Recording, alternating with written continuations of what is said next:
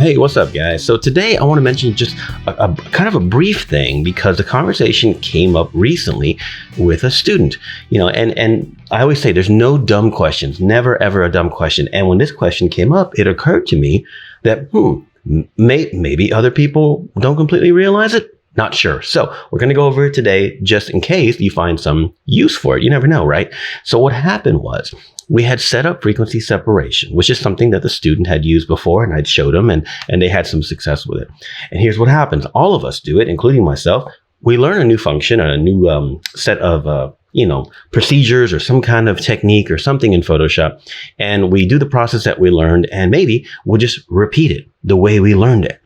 And especially if we're new to Photoshop in general, we might just repeat the steps, for lack of a better term, blindly. We don't really know exactly what's going on. And that's okay. It's fine to not know. Like I said, there are no stupid questions. So what happened was that the gentleman asked me, hey, so I've had some decent success on frequency separation. And he finds that when he goes to the low layer and he can kind of smooth and blur that out a little more, right? He likes modifying the low layer. And then we talked about, well, we don't want to, destroy the low layer, right? So it's a good idea to duplicate it, right? And then modify that and blur that and smooth it out, or use the mixer brush and things like that. And then he mentioned, hey, I can also blur the low layer, with Gaussian blur or something like that. And I said, you sure can if you want to. Some people find success in that. And occasion, it's the exact solution for a specific fix or something like that, right? And I said, absolutely, you can. And then he's like, he told me, when I run Gaussian blur, I never know what setting to run it. And I said, well, make it a smart object, and then you can kind of adjust as you're working. And that's where it hit. That's when he said, you can make it a smart object. And we went back and forth just a second. And I realized that for some people, certainly not everyone, when you're inside the frequency separation workflow stack like this, it may come across like you can't do anything in there. Like this is a sort of a function into itself, and nothing can be modified in there, or et cetera. Or maybe you're just simply, scared to because you're not completely understanding of how the layer stack works. So you're like, oh, I'm not going to mess with anything. But you can. So I decided to do this little demo today. For example, I duplicated the low layer, right? So why not right click it and make it a smart object? Right? And then if you want, you can come up here and choose a different blur, but I'm going to go with Gaussian. Doesn't matter what you choose at first. We're just going to put 20. Obviously, it looks like a really bad inverted high pass at the moment. But if we mask it and then invert the mask, we can use that, whether we use a flow or not. I'm just going to brush it in fully. And then you can brush this area in. Obviously, your perimeters are going to be a problem. Okay, but that's Gaussian for you. But who knows? You can just brush it in where you need, where you feel the problems lie in terms of transitions, right? Whatever you want to do. And it's sort of working, but you can always change the blur. Let's smooth out the blur a little bit. Maybe 20 was too much. How about 35 though? Whole bunch. It can be dynamic. And further, if you have, for example, whether it's the high layer itself or a clipped down one, you can do that one too. Convert to smart object. I don't normally do this, though I have on occasion, but some people will take that, for example, and do like a sharpen more on it. Okay. And what that does is it creates the texture, enhances the existing texture a little bit, right? But because it's a smart object, you can turn it on and off, right? You can double click and, remove it if you want to. You can click this little double kind of icon to the right and change the opacity of the sharpening if you want. So how about like a 75%? Hit OK, right? And now we have a little bit of a sharpening effect on the texture only, right? Which is a kind of a nice, smart sharpening effect in general. But look at my layer stack now. Now I've got smart objects in here, and it's still clipped down. It's still doing the frequency separation process because it's blurred, but I can use these smart functions anywhere I feel that I want to. And who knows what else you can do. Don't forget, you can even, we talked about this before, but you can mask a transitions layer in between. You can technically mask the high layer if you wanted to for whatever reason. You probably won't have to, but you definitely could.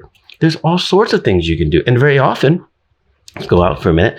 Very often I'll take we see this happen in the actions that we provide on NBP. We have a whole frequency separation action set. And of course, FC3, our plugin will do this as well. If you want to turn that option on, I've selected the subject. I go to my folder of the frequency separation setup with that selection running. and I create a mask on it. And now, if for whatever reason, anything I want it to do, like if I'm painting, I mean, we talked about this before, but let's say I'm down here with like a 4 or 5% flow and I'm painting this arm just to kind of smooth out some of the skin tones.